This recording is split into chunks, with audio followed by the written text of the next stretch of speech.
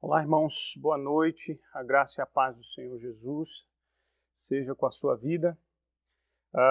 Mais um domingo, dia do Senhor, mais um domingo nós estamos aqui para ouvirmos a palavra do Senhor. Você sinta-se à vontade, convide a sua família para que aí na sua casa você cultue a Deus, cultue ao Senhor junto com os seus familiares.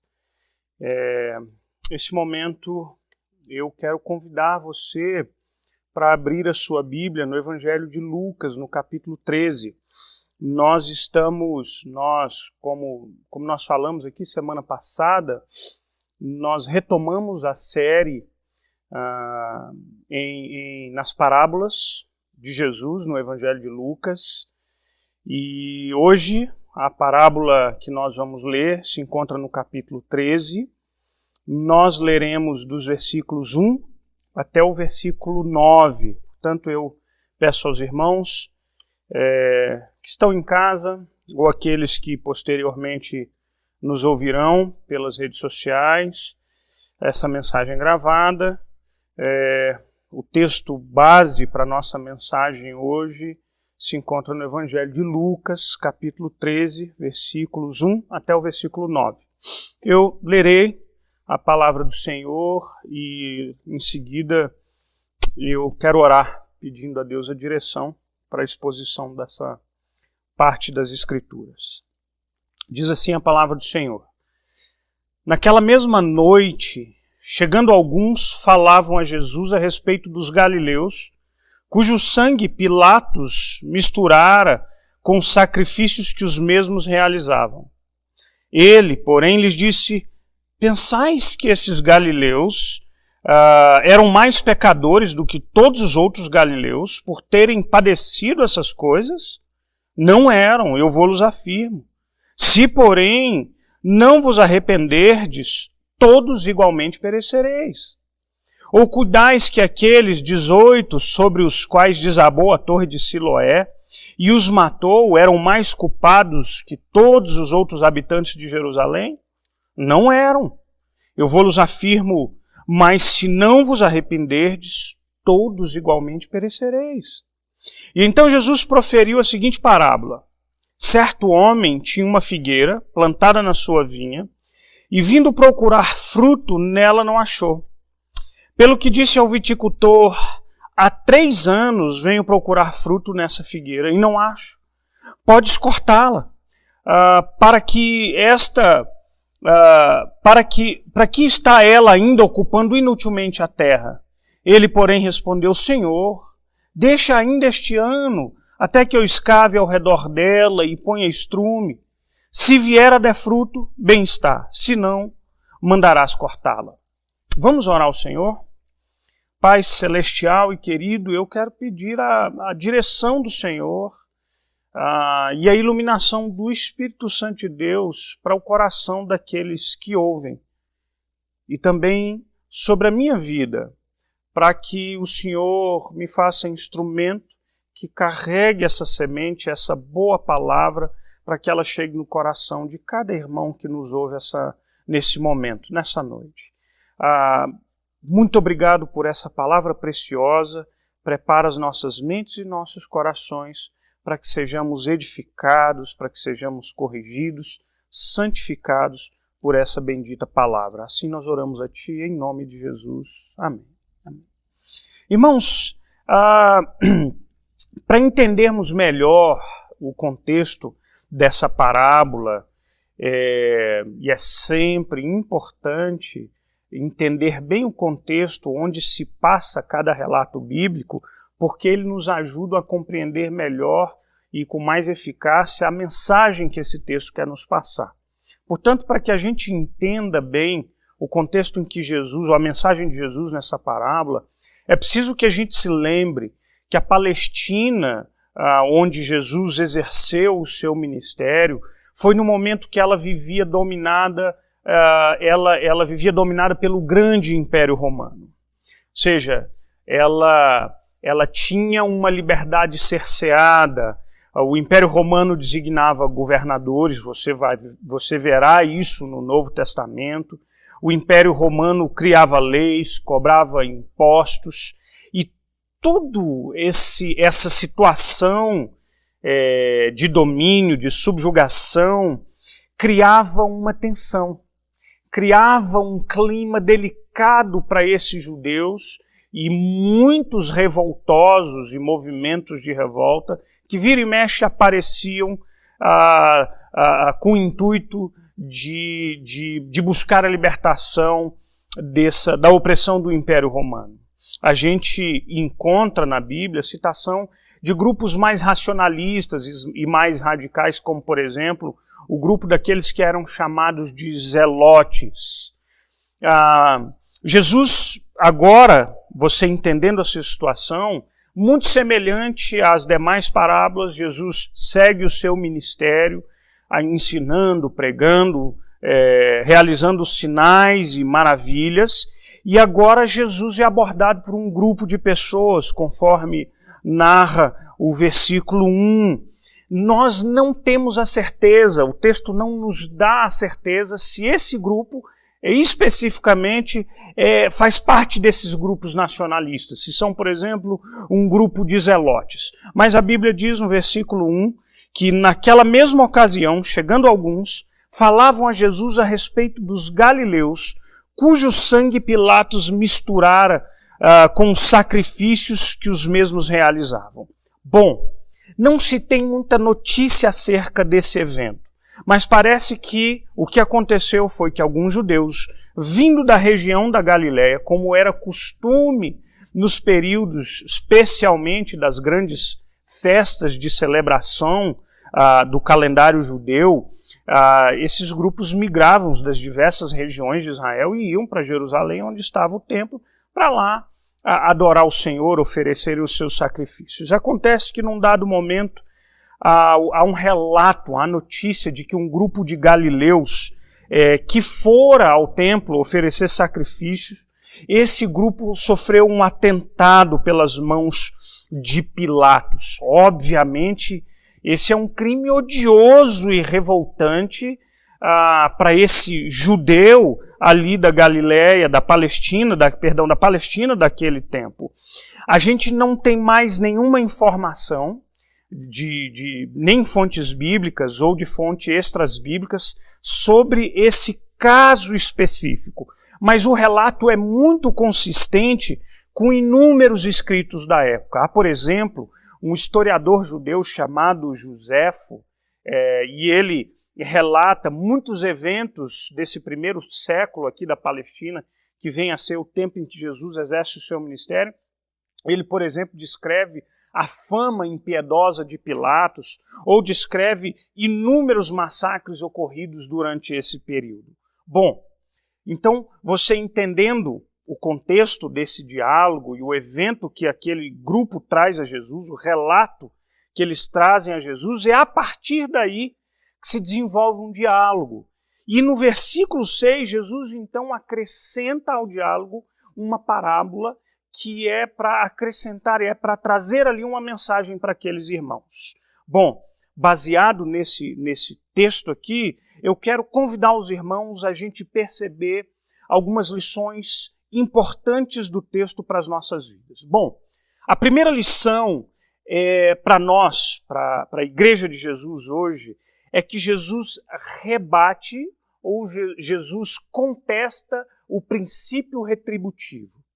Eu já falei sobre isso aqui na igreja, mas eu quero repetir, lembrando a você que o conceito desse princípio retributivo consistia em achar que todo e qualquer sofrimento, toda e qualquer calamidade eram necessariamente fruto da punição divina, fruto do castigo de Deus. Irmãos, esse é um conceito muito comum para o judeu daquela época. Ora, a grande discussão de Jó com os seus amigos no livro de Jó se dá porque aqueles amigos queriam justificar o sofrimento de Jó na base de algum possível pecado, alguma impiedade que Jó, durante todo o seu livro, questiona aqueles amigos.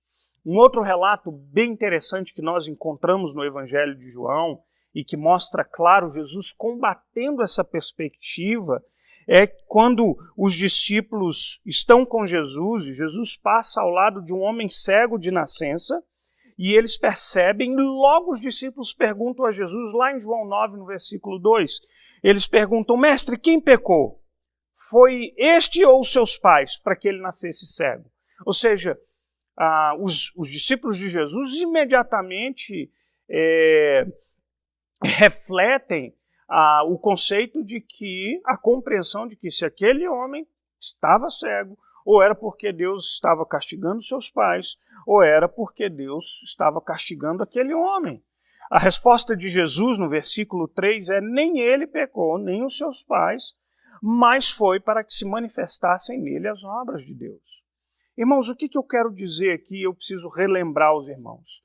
Há alguns domingos atrás, eu acredito que bem no início do decreto que determinou o isolamento social e nós já não podíamos vir aqui nos reunir no domingo para o culto público, eu me lembro de trazer a temática do sofrimento, me lembro de ter abordado esse assunto. E preciso ressaltar o fato de que Deus é justo, Deus é santo e Deus é juiz. E é possível sim que Deus use o sofrimento ou que Deus exerça o seu juízo, pesando a sua mão sobre pessoas, indivíduos, nações inclusive, como a gente encontra na Bíblia relatos assim. A questão que eu estou dizendo e que Jesus está questionando é que nós não podemos interpretar todo e qualquer sofrimento, toda e qualquer calamidade humana, fatalidade e doença, qualquer sofrimento humano a partir dessa perspectiva. Essa é apenas uma das formas da gente entender o sofrimento, mas não são todas as formas. Convido você a olhar de novo para o capítulo 13 do Evangelho de Lucas. Olha o que Jesus diz nos versículos 2 e o início do versículo 3. Em resposta a esses homens que trouxeram esse relato da morte dos galileus que foram mortos pela crueldade de Pilatos. Jesus diz assim: vocês pensam que esses galileus eram mais pecadores do que todos os outros galileus por terem padecido essas coisas? Não eram, eu vos afirmo. Irmão, Jesus de imediato combate o que parece estar na cabeça daqueles homens. Ou seja, aqueles galileus morreram, possivelmente eles eram mais pecadores do que nós. Jesus contesta esses homens dizendo: vocês acham que isso aconteceu porque eles eram mais pecadores? Não. Logo em seguida, Jesus traz à tona um outro exemplo, uma tragédia. Jesus traz o relato de uma outra tragédia, aplicando da mesma forma. Olha o que Jesus diz, versículo 4 e versículo 5, a primeira parte do versículo 5. Esse texto que eu vou ler agora vem da tradução da Nova Versão Internacional. Jesus diz assim: ou vocês pensam que aqueles 18 que morreram, quando caiu sobre eles a torre de Siloé, eram mais culpados do que todos os outros habitantes de Jerusalém? Eu lhes digo que não.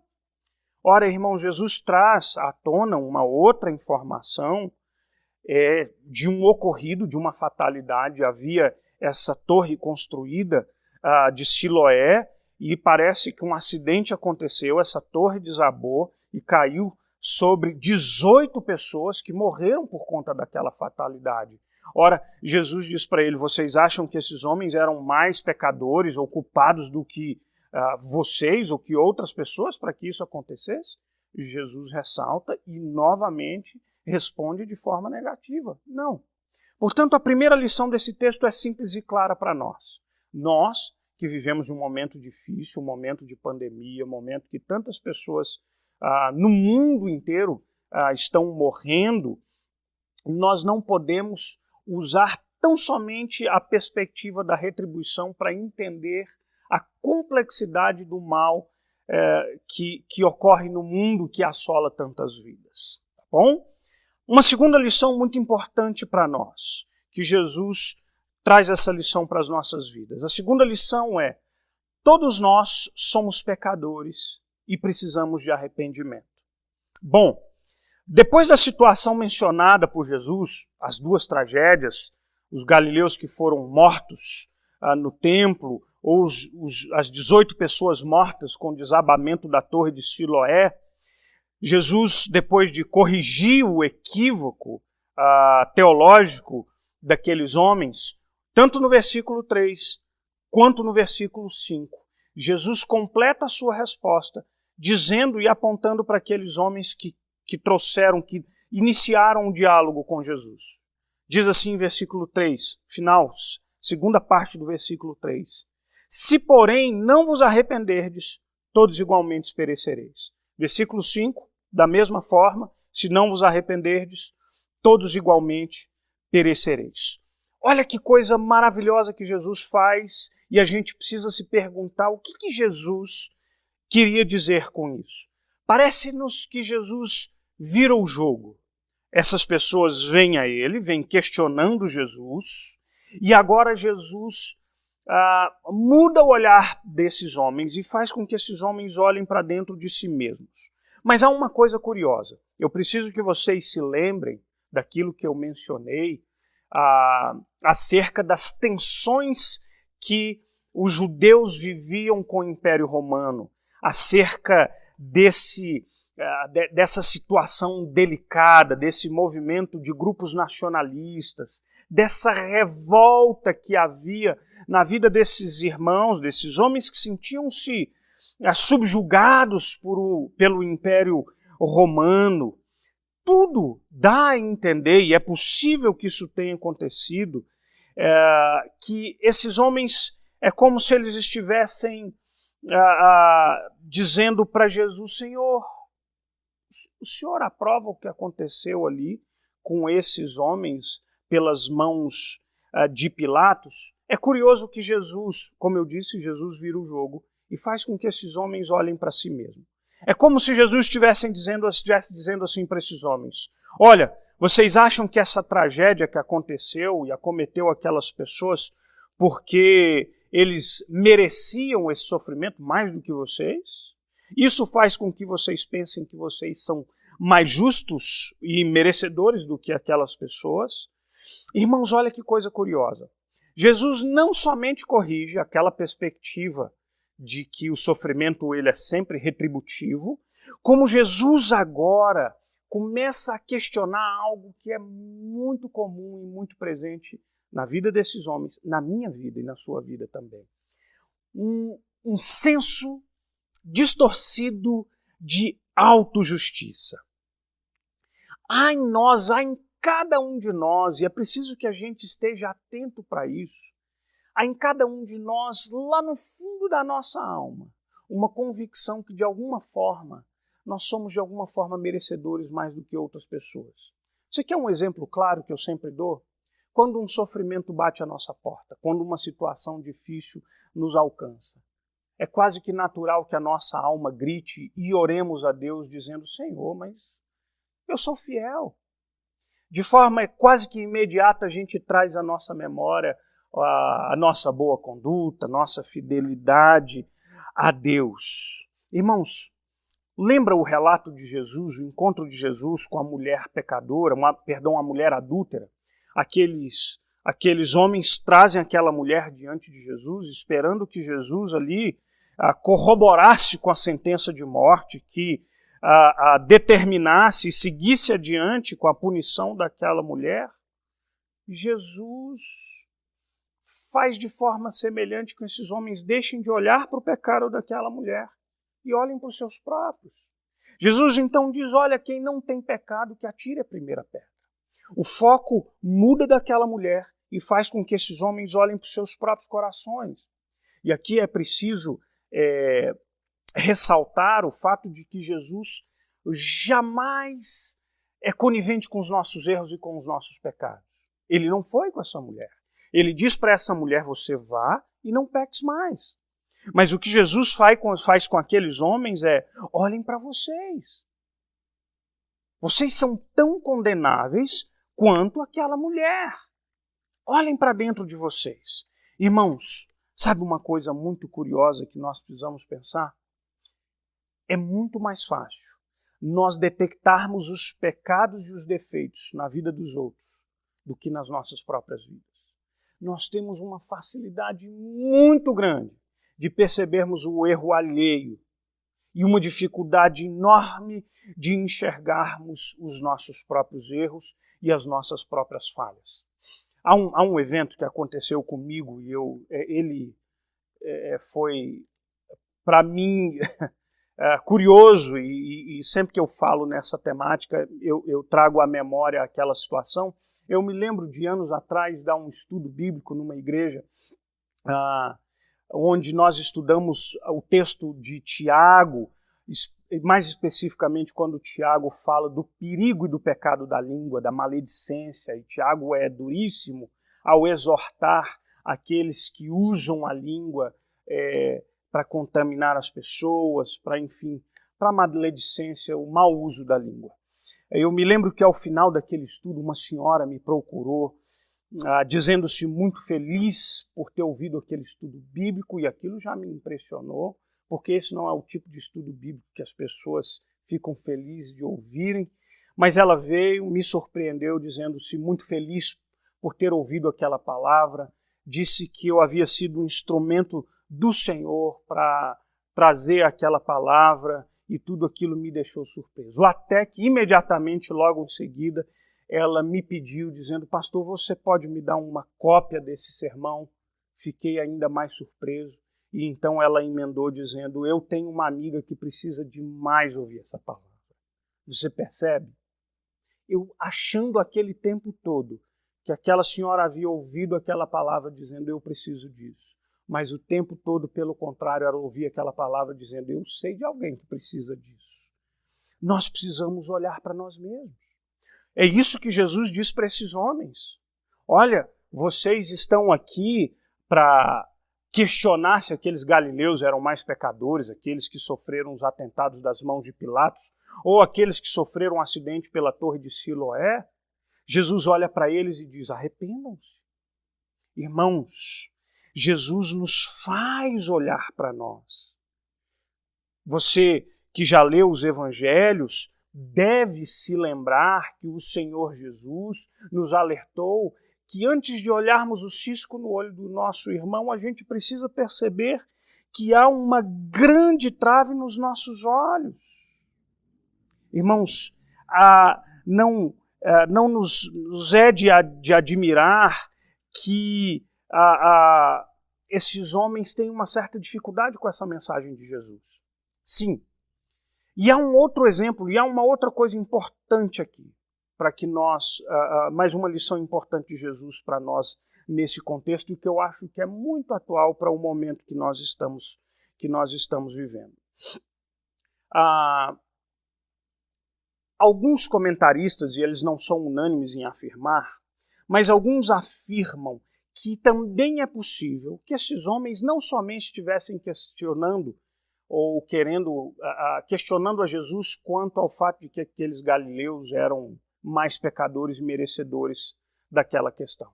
Também é possível que esses homens cheguem a Jesus a partir daquele senso de nacionalismo, querendo ouvir a opinião de Jesus acerca daquele tema. Qual seria a opinião de Jesus acerca da atitude de Pilatos? Jesus aprovaria? O Senhor não se incomoda que Pilatos faça isso? Eles vieram também, talvez, para testar a Jesus, e é curioso a gente pensar, esse tipo de questionamento já havia acontecido a Jesus. Vocês lembram quando chegam a Jesus dizendo: Senhor, é lícito pagar tributo a Roma? Eles queriam perceber. Se Jesus dissesse que sim, é lícito, eles iam acusar Jesus de um aliado de Roma. Se Jesus dissesse que não, eles iam aos governadores dizendo: esse aqui é um homem, um subversivo. Então a resposta maravilhosa de Jesus é: dai a César o que é de César e dai a Deus o que é de Deus. Bom, a questão aqui parece que esses homens também chegam a Jesus e querem questionar a Jesus quanto a essa questão. Se Jesus apoiava o movimento de Roma, se Jesus era a favor deles ou não. E Jesus não entra Jesus não é pego por esses homens, Jesus não entra no mérito do assunto, e Jesus então fala àqueles homens que é preciso que aqueles homens se arrependam.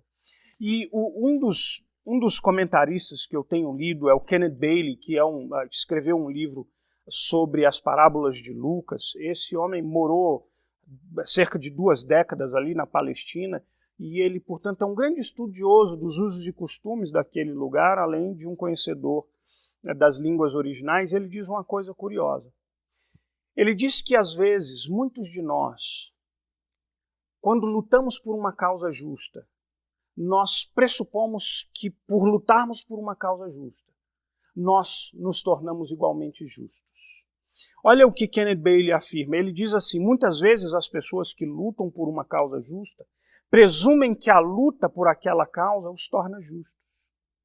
E agora eles querem saber se Jesus está alinhado com eles. E então imediatamente Jesus diz assim: vocês precisam de arrependimento.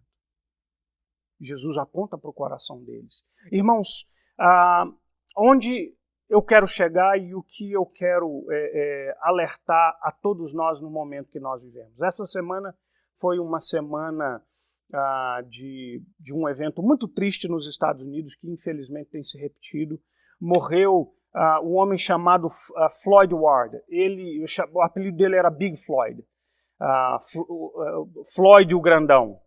Era um homem negro de 46 anos de idade, e ele morreu por conta da brutalidade policial. Os policiais suspeitaram que ele havia comprado algo com a nota falsa de $20 e o abordaram com violência, e um policial, foi uma cena que rodou o mundo, o policial apoiou o joelho no pescoço daquele homem, e não importava o quanto aquele homem clamasse para que ele aliviasse o peso que fora posto sobre seu pescoço, dizendo que não podia respirar, e aquele homem morreu.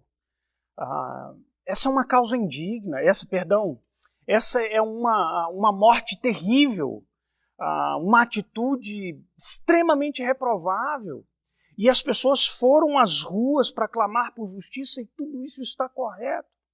Mas no seu afã, e muitos, em nome do clamor da justiça, atearam fogo em lojas, fizeram vandalismo. Você percebe que a luta por uma causa justa não nos torna necessariamente justos. Olha para o país e para o momento que nós vivemos. As pessoas divididas, as pessoas lutando pelos seus ideais, afirmando isso é correto, isso não é. E nada disso é ruim. Ou seja, lutar por justiça é algo que faz parte de um critério bíblico. Deus é bom e é justo. E nós somos chamados também para proclamar e defender aquilo que é correto, mas não de qualquer forma. E, portanto, serve aqui de alerta para nós. Jesus, a todo momento, faz com que nós olhemos para dentro de nós. Jesus, em todo momento, faz com que nós questionemos o nosso próprio coração. Porque por uma forma ou por outra, ou porque achamos que os outros são mais pecadores e achamos que somos melhores do que os outros, ou porque achamos que nós somos os detentores do monopólio da virtude, os defensores do bem, podemos fazê-lo de qualquer forma, atropelando os outros, machucando vidas, humilhando outras pessoas. Não, a gente não pode.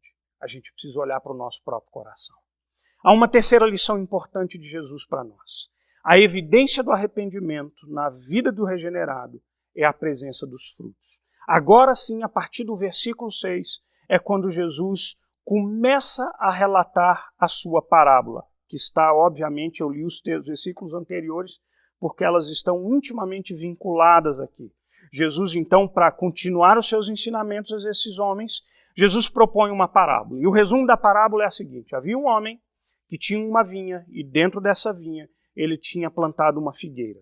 Ele tinha um viticultor, um homem que trabalhava para ele, e ele vai então em busca dos frutos dessa figueira, e esse dono da figueira reclama que há 3 anos ele procura frutos naquela figueira, e ele não encontra os seus frutos, e agora ele diz: nós vamos cortar essa figueira, nós vamos arrancá-la daí, porque ela está só sugando os nutrientes do solo, e ela sem dar nenhum fruto.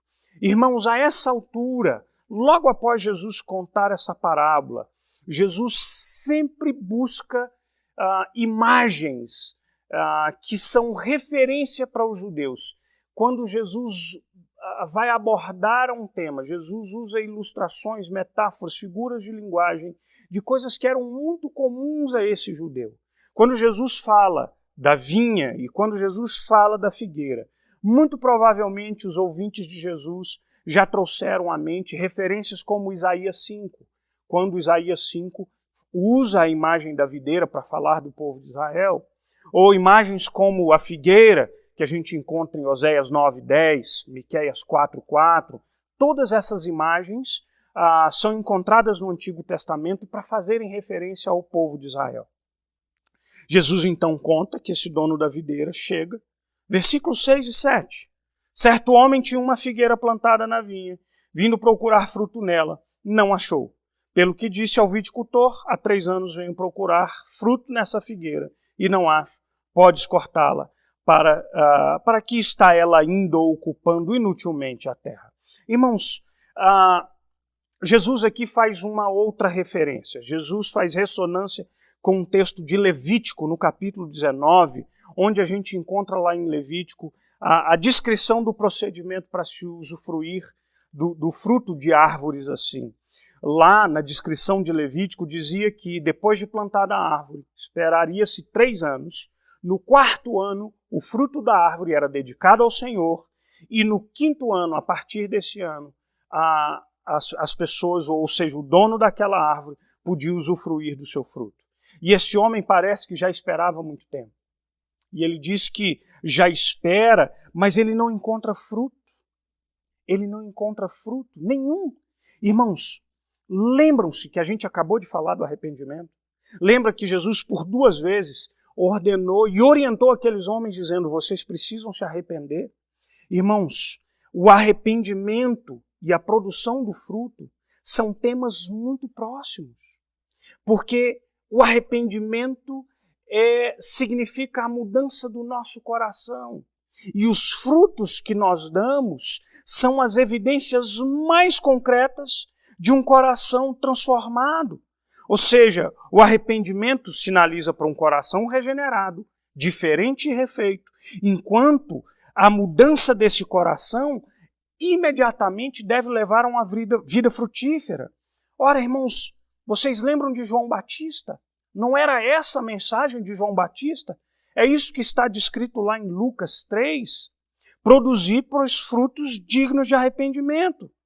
E não comeceis a dizer, entre vós mesmos temos por pai Abraão, porque eu vos afirmo que destas pedras Deus pode suscitar filhos a Abraão. E também já está posto o machado à raiz das árvores. Toda árvore, pois, que não produz fruto, é cortada e lançada ao fogo. Jesus sabe dessa mensagem. Esses homens provavelmente já haviam ouvido essa mensagem também. O arrependimento e os frutos andam juntos. O fruto é a evidência mais palpável de que esse coração que nós temos já é um coração transformado e arrependido. Olha que o Evangelho de Lucas também diz lá no capítulo 6, não há árvore boa que dê fruto mau, nem tampouco árvore má que dê bom fruto, porquanto cada árvore é conhecida pelo seu próprio fruto. Porque não se colhem figos de espinheiros, nem dos abrolhos se vindimam uvas. O homem bom, do bom tesouro do coração tira o bem. O mal, do mau tesouro tira o mal. Porque a boca fala do que está cheio o coração. Lucas 6, 43 a 45. Você percebe a ligação íntima entre um coração transformado e aquilo que flui desse coração? Atos regenerados. Coração regenerado produz atitudes regeneradas. Um coração arrependido produz frutos coerentes com esse arrependimento. E Jesus nos chama, portanto, a atenção para isso. E você? Quais são os seus frutos? Quais são as evidências do seu coração transformado? Quais são as evidências do amor que você professa com seus lábios a Jesus? Quais são as evidências de que o levantar das suas mãos no momento que você cultua a Deus são sinceros e verdadeiros?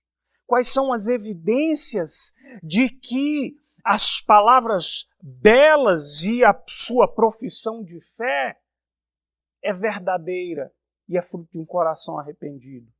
Jesus nos alerta para a necessidade dos frutos como evidência de um coração arrependido. E, enfim, para que a gente termine, a quarta e última lição. O mesmo Deus que exerce juízo também nos oferece graça. E a mesma graça que nos é oferecida não exclui o juízo de Deus. Deixa eu te explicar melhor. O texto segue e, portanto, é preciso chamar a atenção para o fato de que, se você ler o capítulo 12, todo o capítulo 12 do Evangelho de Lucas, você vai perceber que o tema do juízo é constante aqui. Lembra da parábola do rico insensato? Aquele homem que aumenta os seus celeiros e acumula suas riquezas, e o alerta de Deus para ele é: louco, essa noite, o que tens preparado, para quem ficarás essa noite, pedirão a tua alma. Ora, se você olhar os versículos 35 a 48, você verá a mensagem, a ilustração que Jesus usa do servo vigilante. Ou nos versículos 54 até os 59 do capítulo 12, Jesus fala dos sinais do tempo. Todos esses versículos fazem um alerta para nós. O alerta de que há um juízo. Um alerta de que o Senhor um dia voltará. E Ele nos demandará, Ele buscará e Ele pedirá a prestação de contas das nossas vidas. A afirmação de Jesus, aqui acerca da figueira, se dá nesse mesmo contexto. Ora, Jesus, então o dono da vinha diz: corte.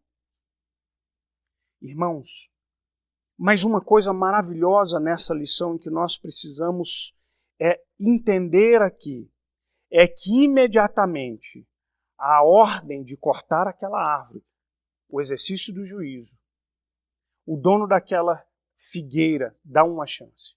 O viticultor diz: deixa mais um ano, eu vou cavar a terra, eu vou preparar a terra, eu vou colocar esterco, e se daqui mais um ano essa terra não produzir, então o senhor pode cortá-la. Irmãos, esse mesmo Deus que exerce juízo é um Deus que sempre nos oferece a sua graça.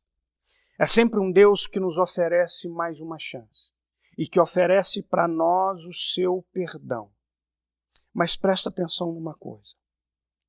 A gente precisa se lembrar que quando nós pensamos em Deus, ou quando nós buscamos textos bíblicos acerca de Deus, o nosso coração normalmente tende para aqueles versículos que falam de parte do caráter de Deus, da sua graça, do seu amor, de sua bondade, benevolência, da sua providência. Sim, tudo isso faz parte dos atributos divinos do caráter de Deus. Mas o mesmo Deus que oferece a sua graça é um Deus que é justo juiz. As duas coisas não podem ser separadas, porque as duas coisas fazem parte do mesmo Deus. Irmãos, e o alerta que eu faço aqui é que nós vivemos a nossa vida e nós gastamos tanto nosso tempo com tantas coisas. As nossas energias, a nossa inteligência, o nosso trabalho, o nosso esforço. E a gente vive a nossa vida como se esse dia nunca fosse chegar para nós. Mas a Bíblia diz que um dia todos nós nos apresentaremos diante do tribunal de Deus. O juízo virá sobre todos nós. Sobre todos nós. E, portanto, o Deus que é gracioso, que oferece perdão, também é o Deus que exerce juízo.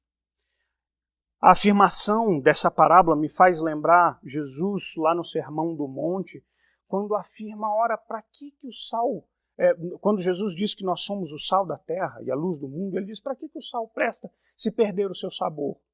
Não presta para mais nada, senão para ser lançado fora. Nós precisamos então nos lembrar dessa lição de Jesus para as nossas vidas.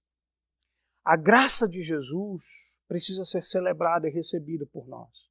Mas a graça de Jesus não exclui o seu severo juízo. O seu severo juízo não exclui a sua graça. É o mesmo Deus. E esse mesmo Deus que é gracioso e que nos dá uma chance, É o Deus que nos alerta dizendo, o juízo virá. Cadê os frutos de arrependimento? Cadê os frutos da sua vida? O que você tem para oferecer para o Senhor? Como é que você gastou e viveu todo o tempo da sua vida esse grande presente que Deus lhe deu? Essas são lições preciosas de Jesus para nós, irmãos. Essa é a mensagem de Jesus que nos faz olhar para dentro, reavaliarmos a nossa vida e olharmos para o dia em que nós estaremos diante do nosso justo juiz. Esse que irá nos pedir conta de tudo quanto fizemos em nossa vida. Louvado seja Deus, nós temos diante de nós a justificação de seu Filho, Jesus Cristo. Mas essa graça não pode servir para nós como desculpa para uma vida infrutífera. Até porque, se não há fruto na vida, se não há fruto de justiça, fruto de um coração regenerado, possivelmente nós estamos muito enganados. Não há um coração regenerado dentro de nós. Que Deus tenha piedade das nossas vidas. Que o Senhor cuide das nossas vidas. E que nós olhemos para o nosso coração. E estejamos prontos e preparados para o dia que o justo juiz estará diante de nós. Vamos orar? Quero convidar você. Assim eu encerro a minha palavra. Convido você a mais uma vez nós orarmos ao Senhor e pedirmos a Deus que nos abençoe e recebermos a bênção do Senhor. Vamos orar. Pai querido, Pai santo e amado, eu quero te agradecer por tua santa palavra. Muito obrigado, porque o Senhor faz com que nós olhemos para os nossos próprios corações. O Senhor nos exorta, o Senhor nos corrige. Abençoa cada um daqueles que nos ouvem nesse momento. Aqueles que futuramente ou em algum outro momento, porventura, nos ouvirão. Senhor, que o Senhor nos guarde a cada um de nós. Que o Senhor nos dê arrependimento verdadeiro e que esse arrependimento frutifique em frutos que glorifiquem o Teu nome. Nós louvamos o Teu nome por Tua graça, por mais uma semana. Dá-nos do Teu amor e do Teu cuidado, em nome de Cristo Jesus. Amém. Vamos receber a bênção do Senhor, irmãos.